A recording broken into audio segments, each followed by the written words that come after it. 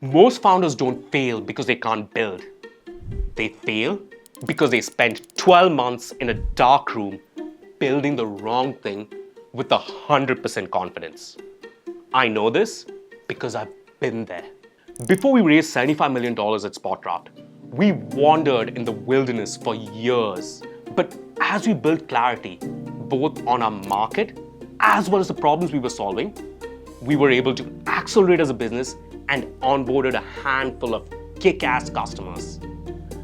Today, I'm breaking down the 4-step framework I share with entrepreneurs I mentor to develop clarity in their business. If you feel like you're busy but not really moving, this 15-minute deep dive is exactly what you need to watch. Step 1 is inversion.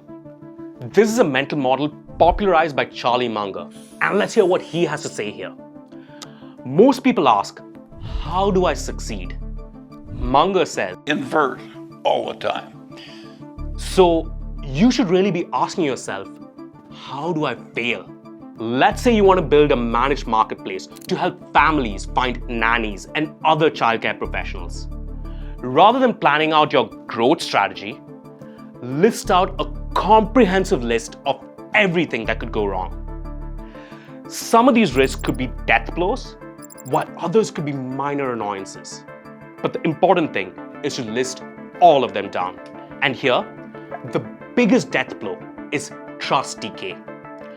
One negligent nanny could create a security issue that kills the brand forever. Another risk could be platform leakage. Once a nanny and a family are paired up, what's preventing the family from working directly with the nanny rather than through you? A third risk could be nannies going and finding families to work with outside your platform. And this could make the supply side unpredictable. These are just some of the risks. And for each of these risks, you need to figure out a plan to mitigate them. For example, for the first risk, a very detailed background check and verification process could be the solution.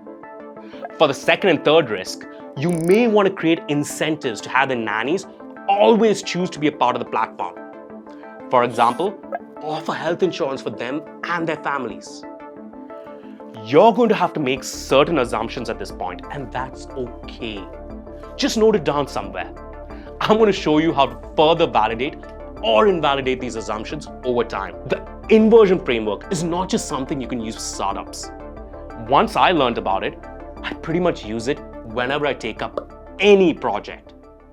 For example, when I decided to teach an entrepreneurship course at Plaksha, I was terrified. I had never taught before, and I didn't want to be this boring professor that would put their students to sleep. So I applied the inversion framework. The big risks that I wrote down were, hey, students getting bored during my lectures, and students forgetting what I teach them because they don't have an avenue to apply what they've learned. Then for each of these risks, I systematically created plans to mitigate them. The first thing I did to make my lectures more memorable was to weave in stories from my experience.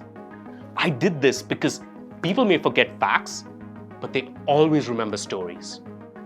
And guess what? To make sure I followed through here, I even hired a storytelling coach to help me craft lectures and brainstorm with me. For the second risk, I decided to host a demo day at the end of the semester to make sure that the students actually build something. And when I thought about this, it brought up another risk in my head. What if they just build a toy project just for the sake of this class? That's not going to be helpful. So to counter that, I decided to add stakes. Firstly, I committed 1 lakh of my own money as a prize for the winning team. Secondly, I decided to make the event as big as possible by inviting some of the most kick-ass investors and founders as judges to evaluate the startups.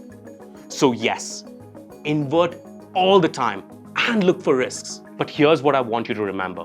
When you identify the death blows early, you aren't being a pessimist, you're being a strategist. Because you now have a checklist of things to prevent. Once you have a list of risks, you now have to talk to humans. Real people. But here's the trap. Most founders I know go looking for validation when they really should be focused on finding the truth. If I go to a new parent and say, I'm building a vetted marketplace for nannies, would you use that? They're obviously going to say yes. Why? Because humans are hardwired to be polite. And this is a false positive and is the leading cause for a startup dying. You think you have validated your idea, but people are just being polite to you. To avoid this, I want you to adopt the mom test philosophy, a concept from Robert Fitzpatrick's book that completely changed how I built. The golden rule to follow here: don't pitch. Ask about their life instead. Instead of being a salesman, you need to be a detective. Don't ask. Would you pay for an app that vets nannies? Instead, ask them. Tell me about the last time you hired a sitter for your toddler. You need to understand the exact process someone followed from the moment they knew they needed a nanny till the time a nanny walked through that door. You're looking for friction. Did they spend 3 hours scrolling through chaotic WhatsApp groups?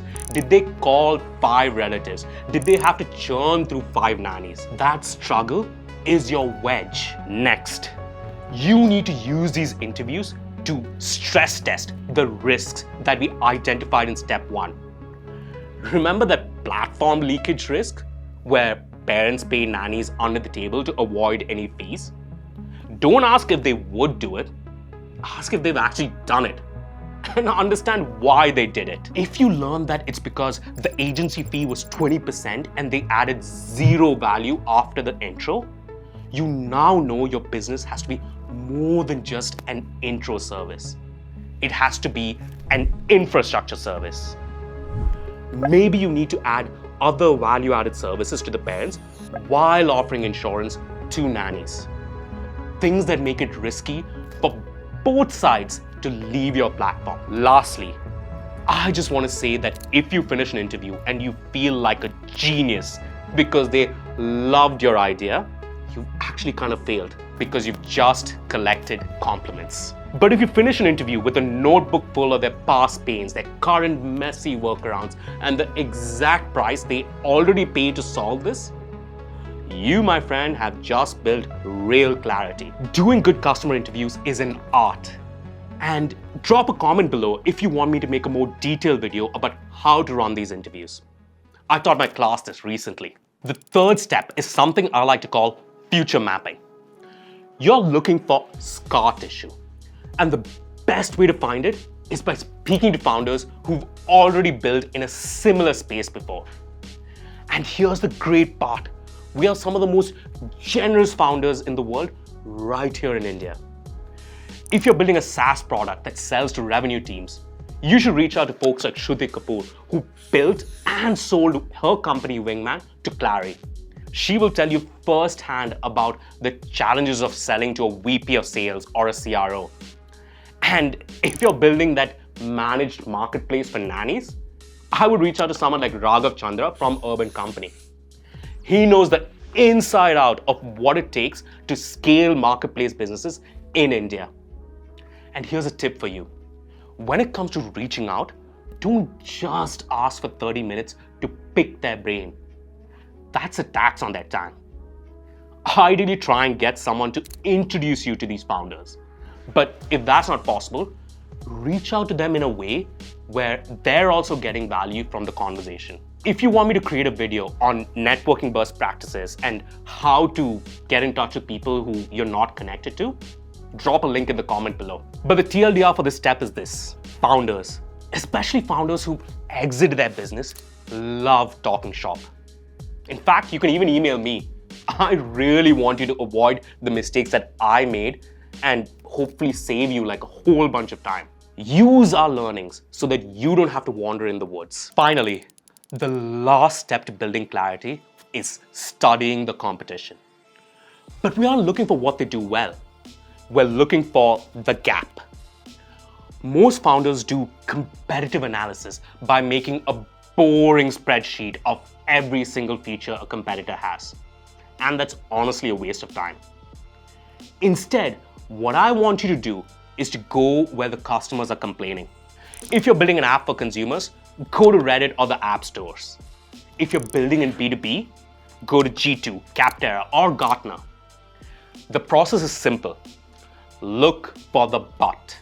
Search for your biggest competitors and read every single 1, 2, and 3-star reviews. If everyone says the tool is so powerful, but onboarding takes 4 months, there's your wedge, speed. If they say it's great, but it's too expensive for a 10-person team, then that's your wedge, pricing flexibility. Now, everything that I mentioned so far, that's what smart founders would do. But if you want to have an unfair advantage, you have to go deeper. You need data that isn't sitting on a public forum. I learned a brilliant tactic for how to do this from Patrick Campbell, the founder of Profitwell. So when he was building his business, he didn't just wait for reviews to pop up in all these forums. He went on the offensive. He set up a neutral fake domain called analyticssoftware.com or something like that. And using that brand, he sent out surveys and interview requests to his competitors, actual customers. And because he wasn't approaching them as a rival, but as an independent research analyst, people opened up. They gave him the good, the bad, and the ugly of his competitors' products. He was getting a look at their internal roadmaps, their biggest churn reasons, and their exact pricing pain points. Proprietary data that literally didn't exist anywhere on the internet. He didn't spend $50,000 on a research firm.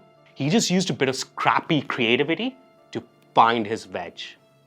So here's your takeaway. Don't build a better version of your competitor.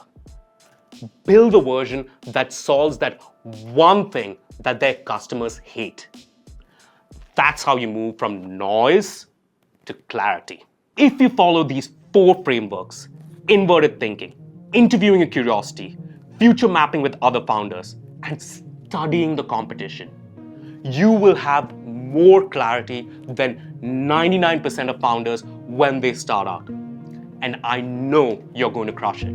If you found this helpful, do check out some of my other videos like my co-founder alignment checklist or frameworks to find billion-dollar ideas. Hit subscribe and let's build with clarity. I'll see you in the next one.